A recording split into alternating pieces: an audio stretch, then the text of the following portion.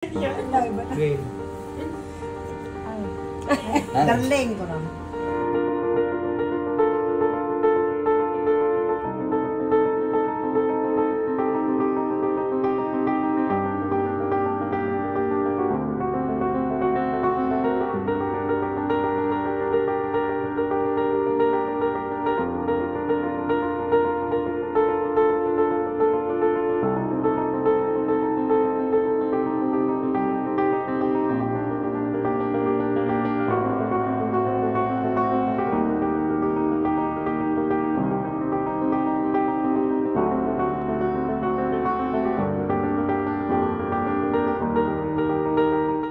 Hindi na siya sumasagot.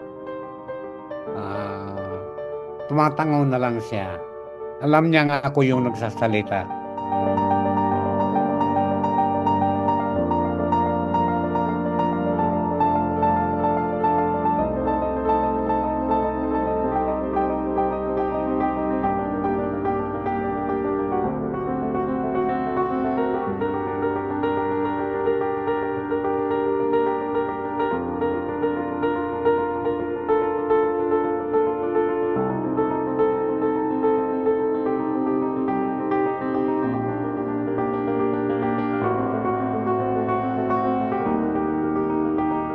Tinapat na rin po kami ng doktor na hindi na rin po kakayanin ni nanay yung mga kung gagawa pa po ng ibang laboratory sa kanya, mga diagnostics, kasi matanda na rin po siya tapos nanghihina na po siya.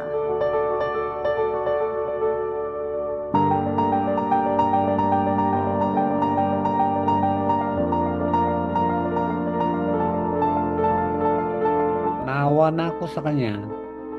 Kaya ako, hindi, magpahinga ka na. At alam mo pag sinabi niya sa anak ko, gusto ko nang umuwi ka raw nung nanay niya. Pero sandali lang ako. Bakit ka? Saan ka pupunta? Pupunta na ako sa bayang Manal ka na. Doon masaya ang araw niya. At nagbinig pa siya sa mga anak. Sa panganay ko, kawawa naman yung daddy niya, walang mag-aalaga, ikaw siya. Kaya doon ako na anak, doon ako naiyak, inaalala pa rin niya ako. Siguro, alam niya hindi na siya magtatagal.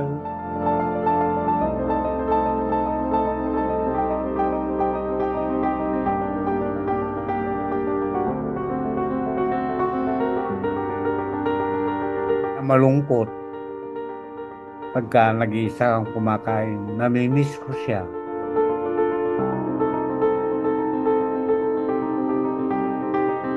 Kung tatanungin nga po ako kung anong peg ko na forever, talagang silang dalawa po yun. Kasi 60 years of marriage, sa 30 years ko sa mundo, never ko po silang nakitang nag-away. Para lang po sila talagang mag-best friend. Kaya sobrang emotional din po sa amin pagkawala niya. So anak, nung dalaga pa siya, fourth year, high school.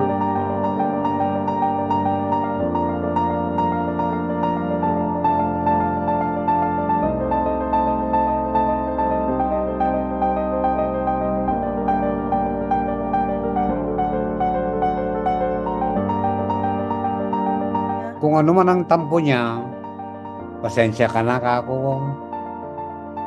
Kasi ayaw kong umabot pa kami ng gabi na mayroong hindi pagkakaunawaan.